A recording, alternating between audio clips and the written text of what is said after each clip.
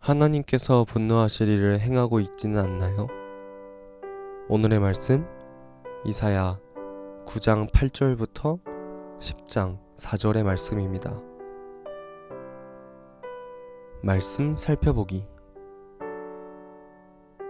내 주께서 야곱에게 말씀을 던지셨고 그 말씀이 이스라엘에게 떨어지고 있다.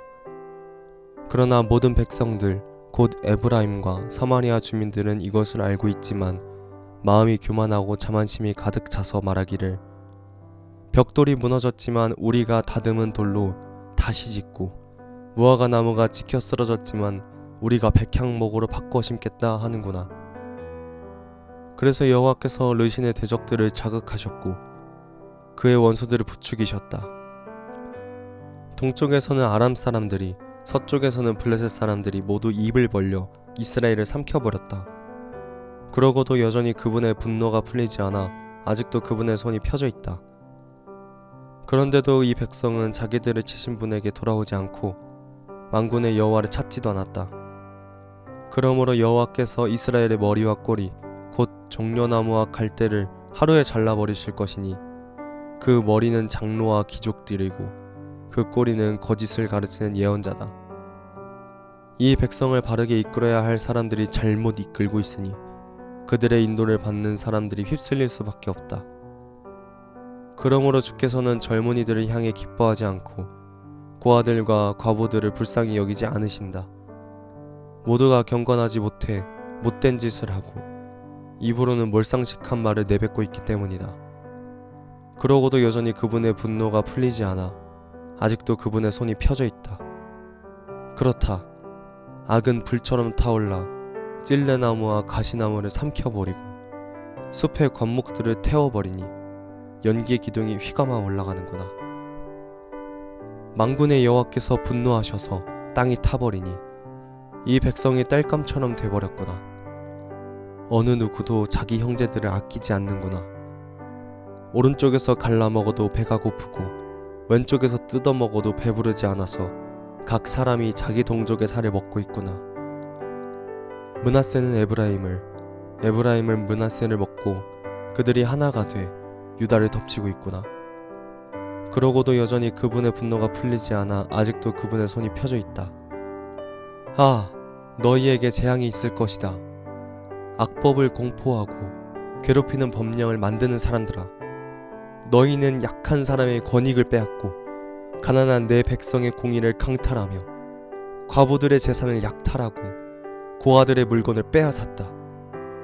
벌을 받는 날에 멀리서 약탈하러 오는 날에 너희는 어떻게 하려고 하느냐?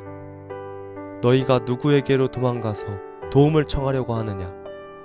너희의 재산을 어디에다 쌓아두려고 하느냐? 포로들 틈에서 무릎을 꿇거나 살해당한 시체들 사이에 쓰러지는 것 말고는 할 일이 없을 것이다. 그러고도 여전히 그분의 분노가 풀리지 않아 아직도 그분의 손이 펴져 있다.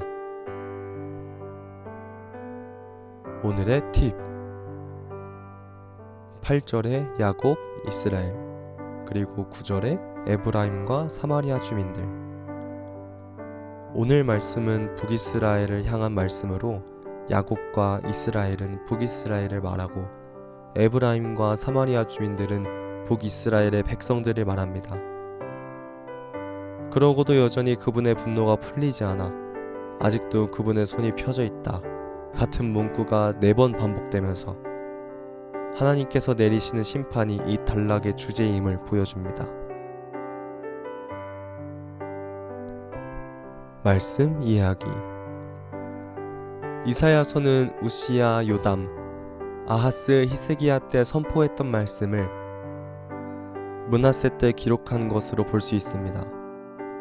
그러므로 오늘 말씀은 북이스라엘의 멸망을 통해 하나님을 떠난 므낫세 왕의 시대를 살아가는 사람들에게 교훈을 주려는 목적이 있습니다. 9장 8절부터 10장 4절까지 그러고도 여전히 그분의 분노가 풀리지 않아 아직도 그분의 손이 펴져 있다라는 문장이 4번 반복되며 단락들이 나누어집니다. 첫 번째 단락은 하나님의 말씀을 듣지 않은 북이스라엘을 보여줍니다.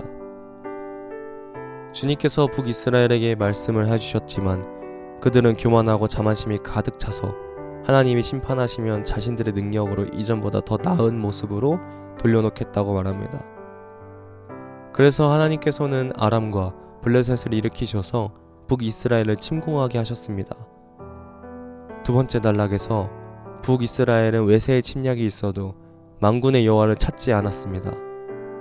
그래서 여호와께서는 이스라엘의 머리와 꼬리를 곧 종려나무와 갈대를 하루에 잘라버리십니다. 북이스라엘이 이렇게 된 데에는 인도자들의 잘못이 큽니다. 하지만 거기에 휩쓸린 백성도 경건하지 못하고 몰상식한 말을 내뱉고 있기에 심판의 대상이 됩니다. 세 번째 단락은 악행이 모든 것을 휘감았기에 처참한 결과가 생겼다고 말합니다. 그 결과 각 사람이 자기 형제들을 아끼지 않고 서로의 살을 먹게 되는 일이 벌어졌고, 더 나아가 북이스라엘이 남유다까지 침공하게 되었다고 말씀하십니다. 마지막 단락은 악법을 만든 사람들에게 재앙이 있을 것을 선언합니다. 이 악법은 약자를 보호해야 할 의무를 저버리고 그들을 착취하려 합니다. 이는 그 당시 약자의 대명사라고 할 수 있는 고아와 과부를 돌보도록 하신 하나님의 법과는 대조됩니다. 오늘 말씀은 하나님께서 진노하시도록 만드는 일이 무엇인지 보여줍니다. 하나님은 자비와 은혜의 하나님이시지만 자만에 빠져 하나님의 말씀을 듣지 않는 일에는 진노하십니다. 그리고 사람을 잘못 이끄는 리더와 예언자에게도 진노하십니다. 마지막으로 형제를 공격하며 약자를 돌보라는 하나님의 법을 왜곡하는 일에도 진노하십니다. 하나님께서는 당신의 진노를 통해 므낫세의 시대를 사는 사람들이 회개하기를 원하셨습니다. 그리고 오늘날 우리에게도 죄를 지었다면 회개하여 하나님께로 온전히 돌이키는 것을 원하십니다. 우리 그리스도인들은 하나님의 분노를 야기하는 일을 자신이 행하고 있지는 않은지 늘 스스로 살펴보아야 합니다. 말씀 따라 살아가기. 내 삶에 하나님께서 싫어하시는 부분이 있는지 살펴봅시다. 있다면 악한 열매를 버리고 하나님께서 기뻐하시는 열매를 맺어갈 수 있도록 자신을 위해 기도합시다. 말씀대로 기도하기. 하나님을 믿는 모든 신앙 공동체들이 자만에 빠지지 않고 하나님의 말씀에 온전히 순종하도록 함께 기도합시다.